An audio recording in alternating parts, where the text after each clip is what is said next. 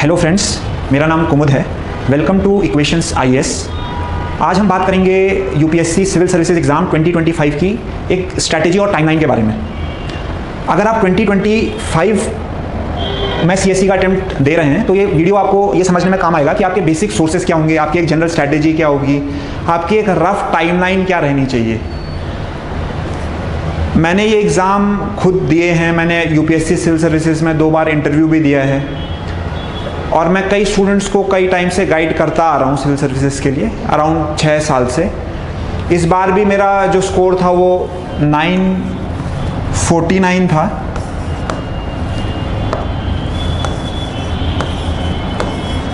और जो general cut off थी वो 953 थी।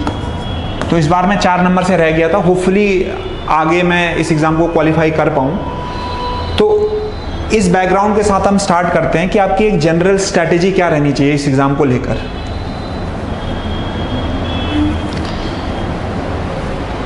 तो वेयर टू बिगिन, तो जनरली आप न्यूज़पेपर से स्टार्ट कर सकते हैं। स्टूडेंट्स जनरली जो एस्पिरेंट्स हैं वो 2 न्यूज़पेपर में से कोई एक न्यूज़पेपर पढ़ते हैं, द हिंदू और या तो इंडियन एक्सप्रेस। आप कोई भी एक न्यूज़पेपर रेगुलरली स्टार्ट कर सकते हैं पढ़ना। स्टार्टिंग में ये ध्यान रखिएगा, कई एस्पिरेंट्स को ये दिक्कत आती है कि वो अपने टाइम और एनर्जी को न्यूज़पेपर पढ़ते वक्त सही तरीके से ऑप्टिमाइज नहीं करते हैं, क्योंकि न्यूज़पेपर जो आपको पढ़ना है वो आपको एग्ज़ाम के लिए पढ़ना है। और इसलिए इम्पॉर्टेंट यहाँ एक मेंटर की है, या आप सिलेबस को भी देख सकते हैं, या आप किसी मेंटर से कंसल्ट कर सकते हैं कि कौन से न्यूज़ आर्टिकल्स और कौन से एडिटोरियल्स एग्ज़ाम के लिए ज़्यादा रेलेवेंट है। इक्वेशंस आईएएस का एक टेलीग्राम ग्रुप भी है, उसका लिंक डिस्क्रिप्शन में है। उसमें हम टाइम एंड अगेन हम शेयर करते रहते हैं। कुछ इंपॉर्टेंट एडिटोरियल्स हो गए, या वीकली हम जो क्लासेस करंट अफेयर्स की होती है उसके रिगार्डिंग जो क्वेश्चंस होते हैं या उसके रिगार्डिंग जो टॉपिक्स होते हैं और उनकी एक ब्रीफ समरी हम अपने टेलीग्राम चैनल पे भी शेयर करते रहते हैं, ताकि जो स्टूडेंट्स एकदम फ्रेश स्टार्ट कर रहे हैं उनको ये आइडिया लगे कि न्यूज़पेपर में क्या इंपॉर्टेंट है, क्या पढ़ना है, किस डिटेल में पढ़ना है और वो किस जीएस पेपर के लिए इंपॉर्टेंट है, वो सिलेबस के कौन से पार्ट को एड्रेस कर रहा है। सिलेबस की आपको कॉपी जो है, जो यूपीएससी का ऑफिशियल नोटिफिकेशन है, आप यूपीएससी सीएससी 2025 नोटिफिकेशन को सर्च करिए तो उसका एक पीडीएफ आएगा, उसमें सिलेबस प्रीलिम्स का और मेंस का दिया हुआ है। तो एक रफ आइडिया आपको सिलेबस के बारे में भी होना चाहिए जब आप इसकी तैयारी आप जस्ट स्टार्ट कर रहे हैं। तो इसके साथ ही आप प्रीवियस ईयर क्वेश्चन पेपर्स भी देख सकते हैं। जितने भी एस्पिरेंट्स होंगे उन्होंने 12th पास की होगी, ग्रेजुएशन किया होगा, तो उनको एक बेसिक अंडरस्टैंडिंग होगी पीवाई पॉलिटी के बारे में, इकोनॉमी के बारे में। तो वो भी एक रफ आइडिया लेने के लिए प्रीवियस ईयर क्वेश्चन पेपर्स देख सकते हैं कि किस तरीके के क्वेश्चंस आते हैं। साथ में हो सकता है कि आपने कहीं से फाउंडेशन कोर्स ले रखा हो किसी इंस्टीट्यूट का, या तो हमारा इक्वेशन आईएएस का भी हम भी फाउंडेशन कोर्स कराते हैं। साथ में एनसीईआरटीज भी अगर आप सेल्फ स्टडी कर रहे हैं तो एनसीईआरटीज भी एक गुड प्लेस है, आप स्टार्ट कर सकते हैं। जो 6 to 12th क्लास की एनसीईआरटीज होती हैं वहाँ से भी आप अपनी तैयारी स्टार्ट कर सकते हैं। उसके साथ ही जो बेसिक सोर्सेज हैं, जो कि हर कोई एस्पिरेंट, ऑलमोस्ट 99% जो सिलेक्टेड कैंडिडेट्स हैं जो उन सोर्सेज को फॉलो करते हैं, वो मैंने इधर मेंशन किए हैं। अगर आपने एनसीईआरटीज पढ़ी है या फाउंडेशन कोर्स में आपने बेसिक कॉन्सेप्ट समझे हैं, या आप करंट अफेयर्स पढ़ रहे हैं और आपने कुछ बेसिक कॉन्सेप्ट समझ लिए हैं, तो आप ये बुक्स को भी अपना रेफरेंस बना सकते हैं। पॉलिटी के लिए जो मोस्टली एस्पिरेंट्स पढ़ते हैं लक्ष्मीकांत पढ़ते हैं, और ये एक तरीके से वन स्टॉप सोल्यूशन है पॉलिटी का। अगर किसी को एकदम से समझने में दिक्कत आ रही है लक्ष्मीकांत, तो वो क्लास 11th की NCERT Indian constitution at work यहाँ से भी स्टार्ट कर सकते हैं। और लक्ष्मीकांत को भी आप न्यूज़पेपर के साथ लिंक कर सकते हैं। मान लीजिए अगर अभी कोई रिसेंटली एक एडिटोरियल आया था हिंदू में मॉडल कोड ऑफ कंडक्ट के बारे में, तो आप लक्ष्मीकांत में वो रेलिवेंट चैप्टर्स पढ़ सकते हैं। या एक एडिटोरियल आया था D recognition of political parties के बारे में, तो उसके रिगार्डिंग एक चैप्टर लक्ष्मीकांत में दिया हुआ है, या रिजर्वेशंस पे एडिटोरियल्स आ रहे हैं तो उसके रिगार्डिंग आप फंडामेंटल राइट्स पे आप जा सकते हैं। तो न्यूज़पेपर के साथ लिंक करके आप ये बुक्स पढ़ सकते हैं, और भी सोर्सेज पढ़ सकते हैं, लेकिन न्यूज़पेपर का रेलिवेंट पॉलिटी में सबसे ज़्यादा है। उसके बाद मॉडर्न इंडिया के लिए जो बुक प्रेफर्ड लोग करते हैं वो स्पेक्ट्रम है। एक स्पेक्ट्रम बुक आती है मॉडर्न इंडिया के लिए, जनरली वही लोग पढ़ते हैं प्रीलिम्स के लिए भी और मेंस के लिए भी। और कई बार मेंस में देखा गया है जो क्वेश्चंस आते हैं, वो एक और बुक है प्लासे टू पार्टीशन करके बुक है शेखर बंदोपाध्याय की, कई बार क्वेश्चंस वहाँ से भी आते हैं। लेकिन अगर आपकी स्पेक्ट्रम में बहुत अच्छी कमांड है तो आप इन क्वेश्चंस को भी बहुत अच्छे से टैकल कर पाएंगे। तो ये बहुत नेसेसरी नहीं है कि आप इस बुक को कर ही करें, और जनरली ये एडवाइस किया जाता है कि एटलीस्ट जो बिगनर हैं कि वो अपनी एक सोर्स पे फोकस करें और उसको बार बार रिवाइज करें। तो उसके लिए आपको स्पेक्ट्रम ही पढ़नी चाहिए। इन्वायरमेंट की बेसिक कॉन्सेप्ट समझने के लिए एक बुक है, शंकर आईएएस की बुक है, वो आप पढ़ सकते हैं। पीएमएफ में कुछ चीज़ें आप सेलेक्टिवली देख सकते हैं, जैसे स्पीशीज़ को बहुत अच्छे से कवर किया हुआ है पीएमएफ ने, वेटलैंड्स को बहुत अच्छे से कवर किया हुआ है। तो पीएमएफ की जो बुक आती है उसको आप देख सकते हैं, बहुत सेलेक्टिवली आप इन्वायरमेंट के लिए उसको यूज़ कर सकते हैं। एंशिएंट मिडीवियल के लिए जो जनरली बहुत अच्छा प्लेस है बिगिन करने के लिए, वो है तमिलनाडु बोर्ड की 11th क्लास की एनसीईआरटी। ये बहुत इजी टू अंडरस्टैंड है, कई बार क्वेश्चंस भी डायरेक्ट इन बुक से आते हैं, और मेंस के लिए तो ये सफाइस करेगी, क्योंकि मेंस में जो आपका एंशिएंट और मिडीवियल है उसमें आर्ट एंड कल्चर ही आपके सिलेबस में है। मिडीवियल हिस्ट्री आपके आर्ट एंड कल्चर को हटा के आपके मेंस के सिलेबस में नहीं है, प्रीलिम्स के सिलेबस में है। तो ये बहुत अच्छा प्लेस है स्टार्ट करने का, तमिलनाडु एनसीईआरटी। ये देखा गया कि प्रीलिम्स में कई बार बहुत टफ क्वेश्चंस पूछे जाते हैं एंशिएंट और मिडीवियल इंडिया से, तो वो क्वेश्चन जनरली रोमिला थापर और उपिंदर सिंह से आते हैं। लेकिन मैंने ये देखा है एस्पिरेंट्स में भी और अपनी प्रिपरेशन में भी कि इसका कॉस्ट टू बेनिफिट रेशो जो है वो बहुत फेवरेबल नहीं है। आप इन बुक्स में बहुत टाइम इन्वेस्ट करेंगे। ये उपिंदर सिंह अराउंड 650 पेज की बुक, 650 पेज की बुक है, इसमें आप इतना टाइम इन्वेस्ट करेंगे लेकिन वो रिटर्न आपको शायद नहीं मिलेगा एग्जाम में। एक दो क्वेश्चन आते हैं, वो भी बहुत डिफिकल्ट हो जाता है एग्जाम में रिकॉल करना। तो इसके लिए जनरली जो तमिलनाडु एनसीईआरटी है ये सोर्स सफिशिएंट है एंशिएंट और मिडीवियल के लिए। उसके बाद आप आर्ट एंड कल्चर पे आइए। इसकी एक बुक है नितिन सिंघानिया, इसके अलावा आपको कोई बुक पढ़ने की ज़रूरत ही नहीं है। ये काफ़ी कॉम्प्रिहेंसिव कवरेज देती है आर्ट एंड कल्चर का, और हर साल इससे एक दो क्वेश्चन अटक जाते हैं प्रीलिम्स में, और मेंस के लिए मोर देन सफिशिएंट है। साथ ही करंट अफेयर के लिए आप न्यूज़पेपर पढ़ रहे हैं, आप कोई भी एक मंथली मैगजीन फॉलो कर सकते हैं, कुछ करंट अफेयर्स, ताकि आपको बने बनाए नोट्स मिल जाए उन करंट अफेयर्स के लिए जो आपको प्रीलिम्स और मेंस दोनों में काम आएंगे। तो कोई भी आप एक मंथली मैगजीन जो यूपीएससी की मंथली मैगजीन है उस पर फोकस कर सकते हैं। फिर इकोनॉमी के लिए जो वन स्टॉप सॉल्यूशन है वो विवेक सिंह है, इनकी एक बुक आती है इकोनॉमी के यूपीएससी के लिए, तो वो आप रेफर कर सकते हैं, इकोनॉमी बाय विवेक सिंह। ये वन स्टॉप सॉल्यूशन है, इसके अलावा आपको कोई और बुक्स पढ़ने की जरूरत नहीं है। ज्योग्राफी में आप एनसीईआरटीज पे फोकस कर सकते हैं, और कुछ टॉपर्स के नोट्स हैं, जैसे एक ऋषिकेश रेड्डी सर हैं, ये सिविल सर्वेंट है, इनके नोट्स अवेलेबल हैं, आप वो देख सकते हैं। जनरली ज्योग्राफी में आप एनसीईआरटीज काफ़ी होलिस्टिक कवरेज देती है। अगर कोई टॉपिक छूट गया मतलब मेंस के पर्सपेक्टिव से, तो वो मॉडल आंसर्स में या टॉपर नोट्स में या टॉपर कॉपीज में कवर्ड रहता है। साथ में जो मैपिंग पोर्शन आता है आपका प्रीलिम्स में, उसके लिए एक बुक है प्रेम पटेल। मैंने दो तीन अटेम्प्ट से मैं देख रहा हूँ कि इससे काफ़ी क्वेश्चन अटक रहे हैं। 2022 में मेरा स्कोर 112 था, तो मैंने देखा इससे अराउंड तीन क्वेश्चन आए थे 100 में से। तो ये भी आप मैपिंग के लिए प्रेफर कर सकते हैं, प्रेम पटेल जो बुक है। और भी कुछ टॉपिक्स हैं, जैसे डिजास्टर मैनेजमेंट है, इंटरनल सिक्योरिटी है, जो कि मेन स्पेसिफिक टॉपिक्स हैं। उनके लिए आप जहाँ क्लास आप फाउंडेशन कोर्स कर रहे हैं तो उनके आपके मॉड्यूल्स होंगे उन क्लासेस के, तो वो आप देख सकते हैं। इनमें बेसिकली आपको 2 या 3 पेज के नोट्स चाहिए होते हैं हर टॉपिक के। और साथ में अगर जैसे डिजास्टर मैनेजमेंट के लिए कहीं किसी का टॉपर के नोट्स हैं आपके पास, तो आप वो भी रेफर कर सकते हैं। या जहाँ से भी आप फाउंडेशन कोर्स कर रहे हैं वो अपने मॉड्यूल्स में इनको कवर कराते हैं। ये जो टॉपिक्स हैं, इंटरनल सिक्योरिटी है, इन्वायरमेंट है, डिजास्टर मैनेजमेंट है, एथिक्स है, तो वो आप यहाँ से कवर कर सकते हैं। और बेसिक सोर्सेज यही जो सोर्स हैं वो सारे टॉपर्स फॉलो करते हैं, लक्ष्मीकांत, स्पेक्ट्रम, शंकर, इकोनॉमी के लिए Vivek Singh, art and culture के लिए नितिन सिंघानिया। इसके अलावा सोर्सेस बहुत ज़्यादा नहीं है और बेटर ये है कि आप इन सोर्सेस को बार बार रिवाइज करें। फिर अब आते हैं कि आपकी रफ टाइमलाइन क्या होनी चाहिए। आप अगर तैयारी कर रहे हैं, 2025 का अटेम्प्ट आप टारगेट कर रहे हैं, तो आपकी एक जनरल टाइमलाइन क्या होनी चाहिए।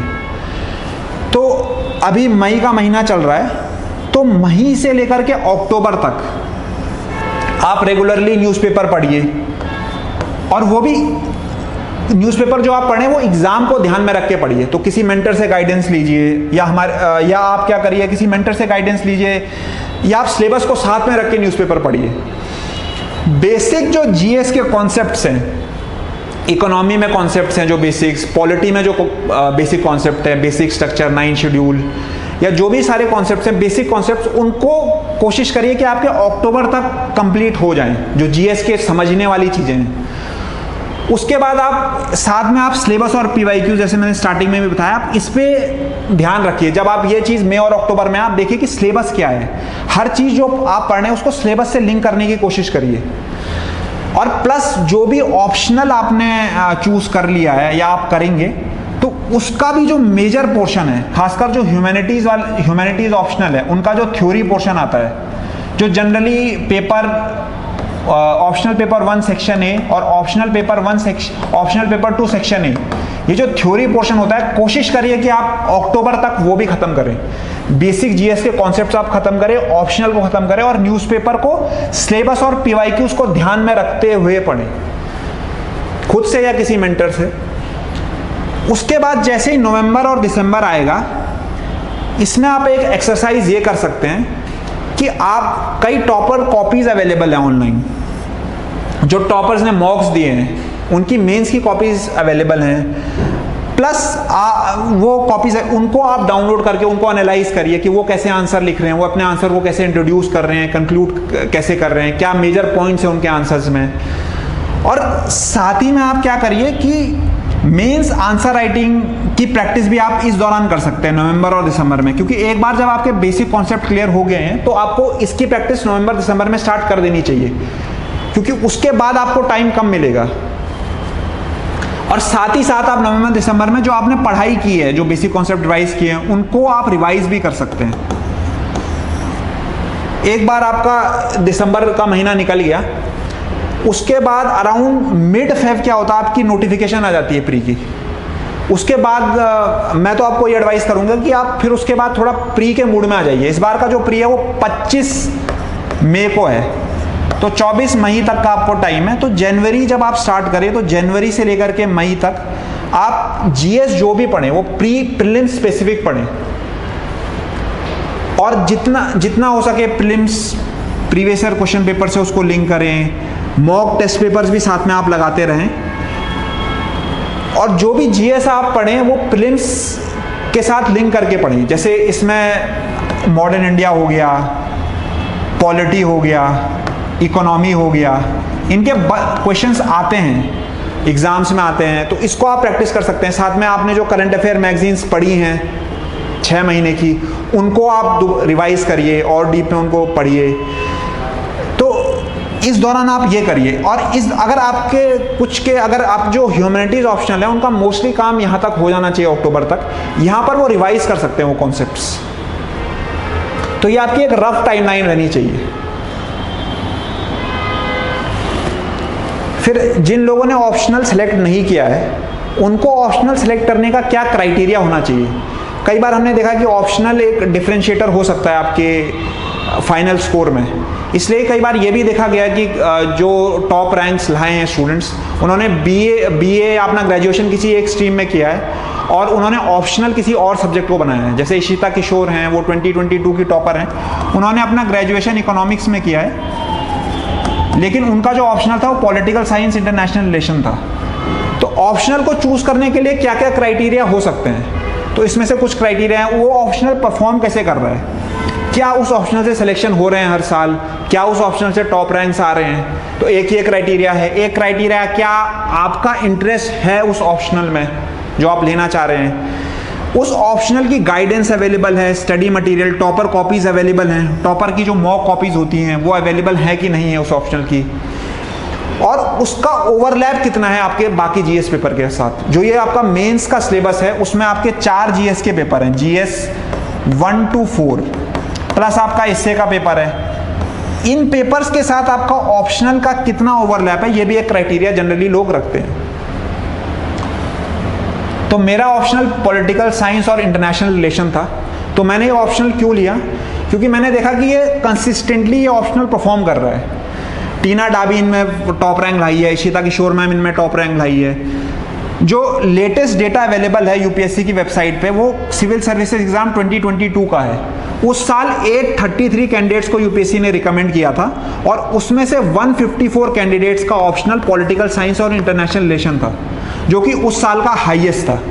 मतलब जितने भी सिलेक्शंस हुए थे उसमें से हाईएस्ट लोग जो थे वो पीएसआईआर के थे, वो 154 थे आउट ऑफ 833। तो पीएसआईआर ऑप्शनल का परफॉर्मेंस बहुत अच्छा रहा है, कंसिस्टेंटली टॉप रैंक लाया है, सिलेक्शंस इसमें हुए हैं, इसमें गाइडेंस मटेरियल पूरा अवेलेबल है, टॉपर कॉपीज अवेलेबल हैं। साथ में आप देखें इसका ओवरलैप मैंने देखा बहुत अच्छा है। GS1 में एक वर्ल्ड हिस्ट्री का टॉपिक है, एक ग्लोबलाइजेशन का टॉपिक है, वहाँ आपको हेल्प कर सकता है पीएसआईआर ऑप्शनल। GS2 तो पूरा का पूरा ही जो हमारा ऑप्शनल का सेक्शन पेपर 1 का सेक्शन बी है और पेपर 2 का सेक्शन बी है, ऑलमोस्ट वही आपका पूरा GS2 है के इक्वल है। तो ये तो पूरा पेपर ही है ऑलमोस्ट पॉलिटी और इंटरनेशनल रिलेशन का जो पेपर है वो आपको एकदम हेल्प करेगा।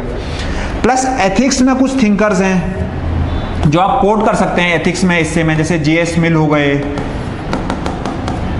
गांधी हो गए, अंबेडकर हो गए, ये आपको वैसे भी पढ़ने हैं। पॉलिटिकल साइंस और इंटरनेशनल रिलेशन का आप सिलेबस देखेंगे तो ये एक्सप्लिसिटली मेंशन्ड है। तो इनके जो कोट्स हैं वो वैसे भी आपको याद रखने हैं, वो इससे और आप GS4 में इनके कोट्स को यूज कर सकते हैं। साथ में प्रीलिम्स में देखा गया है कि जो 2023 का प्रीलिम्स था, जो इस साल का लेटेस्ट प्रीलिम्स था 2023 का, उसमें से 6 क्वेश्चंस जो हैं वो इंटरनेशनल रिलेशंस के आए थे, खाली इंटरनेशनल रिलेशंस के। पॉलिटी के क्वेश्चंस तो हर साल रहते हैं, इस साल 100 में से 6 क्वेश्चंस इंटरनेशनल रिलेशंस के भी थे, तो वहां आपको हेल्प करेगा पीएसआईआर ऑप्शनल। फिर जो न्यूज़पेपर पढ़ते हैं आप, उसमें जो बल्क ऑफ द कंटेंट है आपका न्यूज़पेपर में, वो बल्क ऑफ द अराउंड जो 30 to 60% कंटेंट है वो पीएसआईआर ऑप्शनल को लेके या GS2 को लेके ही आता है। तो वहां भी अगर आप न्यूज़पेपर अच्छे से पढ़ते हैं तो आपको ऑप्शनल में हेल्प करेगा। आपने ऑप्शनल पढ़ा है तो आप न्यूज़पेपर अच्छे से समझ सकते हैं। तो ये सारी रीजंस है कि कोई पीएसआईआर ऑप्शनल को प्रेफर क्यों करता है या मैंने ये ऑप्शनल क्यों लिया था। तो ऑप्शनल की बेसिक स्ट्रेटेजी क्या होनी चाहिए आपकी, जैसे मैंने बताया अक्टूबर तक आपके बेसिक कॉन्सेप्ट्स ऑप्शनल के जो रिगार्डिंग कॉन्सेप्ट्स हैं वो क्लियर हो जाने चाहिए। जैसे पावर का कॉन्सेप्ट है या जो थिंकर्स है उनकी थॉट है, तो वो सारे कॉन्सेप्ट आप कोशिश करिए कि आप अक्टूबर तक कवर कर दें। इसमें आप या तो आप अगर खुद से पढ़ रहे हैं तो आपके पास किसी के बेसिक नोट्स होंगे, किसी टॉपर के, या कोई और मटेरियल होगा आपके पास। नहीं तो आप क्लासेस जो कर रहे हैं, कहीं से आपने क्लास ऑप्शनल की कोई क्लासेस कर रहे हैं तो वो क्लासेस आपको फायदा देगी कॉन्सेप्चुअल क्लैरिटी में।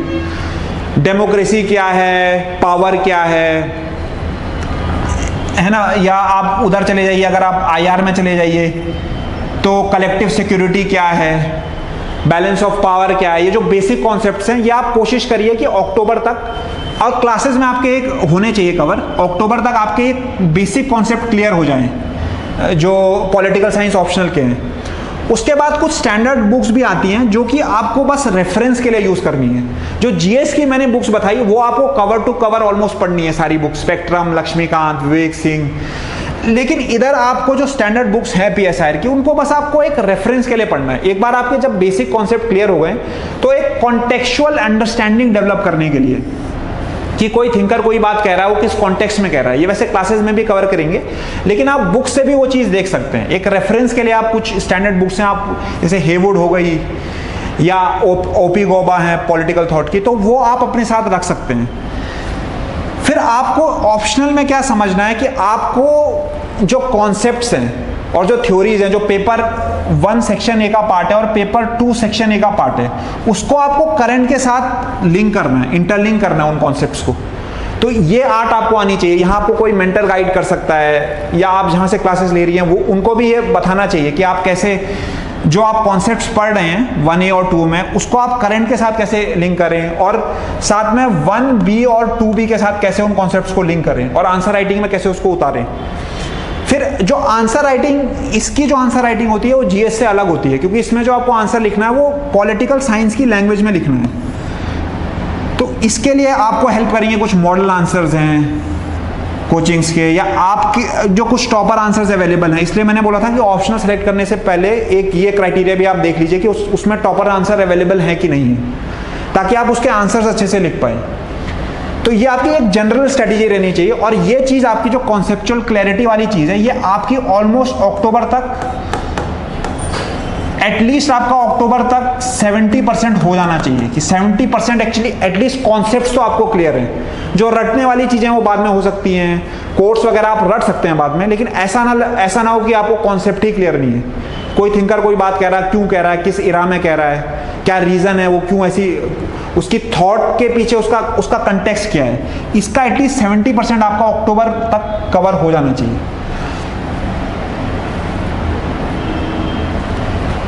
तो हियर एट इक्वेशंस आईएएस हम भी एक ऑप्शनल का कोर्स स्टार्ट कर रहे हैं 20 जून 2024 से। इसके जो फैकल्टी रहेगी, मैं रहूँगा और दीपक दत्त ममगाइन सर रहेंगे। दीपक सर को 20+ ईयर ऑफ एक्सपीरियंस है। Sir ministry of science and technology में भी काम कर चुके हैं। इन्होंने 2009 में इक्वेशन आईएएस को फाउंड किया था, और 2009 से हम देहरादून में एस्टैब्लिश्ड हैं। तो हमारी जो क्लासेस रहेंगी वो ऑफलाइन रहेंगी, और 20 जून 2024 से हम क्लासेस स्टार्ट कर रहे हैं। इसमें साथ में हमने ये डिसाइड किया कि जो बैच साइज रहेगा उसको हम 20-25 स्टूडेंट्स तक ही रखेंगे, और जनरली जो भी हमारे कोर्सेज होते हैं, फाउंडेशन कोर्स होते हैं, उसमें हम बैच साइज को रिस्ट्रिक्ट ही रखते हैं, लेस देन 25 ही रखते हैं, ताकि हम स्टूडेंट्स को क्लासरूम में पर्सनली गाइड कर पाएँ, उनका कोई डाउट हो तो डायरेक्टली हमको रेज कर पाएँ। इसलिए हमने देखा कि जो आइडियल बैच साइज है वो 20-25 ही है।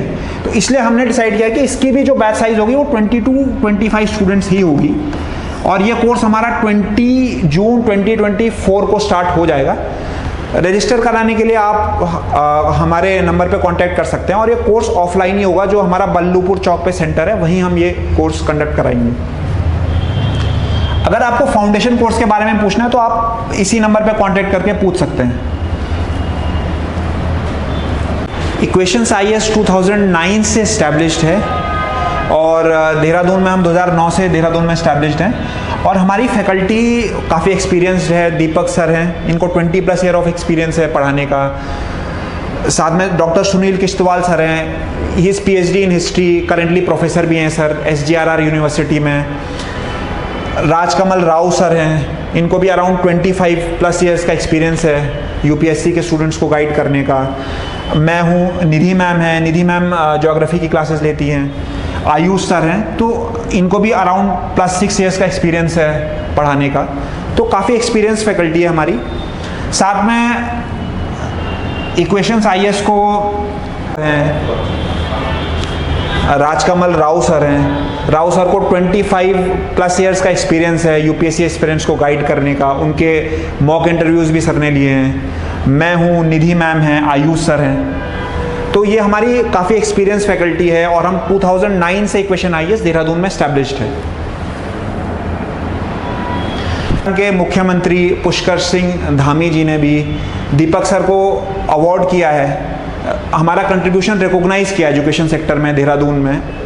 और साथ ही कई ब्यूरोक्रेट्स भी हैं, सिविल सर्वेंट्स हैं, जिन्होंने हमारे कंट्रीब्यूशन को अप्रिशिएट किया है और रिकॉग्नाइज किया है। तो वीडियो देखने के लिए धन्यवाद। अगर आपको वीडियो सही लगा तो आप हमारे चैनल को लाइक और सब्सक्राइब भी कर सकते हैं। हमारे इंस्टीट्यूट का टेलीग्राम लिंक डिस्क्रिप्शन में है। साथ ही जैसे हमने न्यूज़पेपर से स्टार्ट किया, अगर आपको न्यूज़पेपर पढ़ने को लेके कैसे पढ़ना है, एग्ज़ाम के लिए कैसे पढ़ना है, उसको लेकर आपको कोई डाउट्स हैं, या उस पर मुझे अगर आप चाहते हैं मैं एक वीडियो बनाऊं, तो आप कमेंट्स में पोस्ट कर सकते हैं कि आप हिंदू को या इंडियन एक्सप्रेस को एग्ज़ाम पर्सपेक्टिव से कैसे पढ़ें। Thank you very much.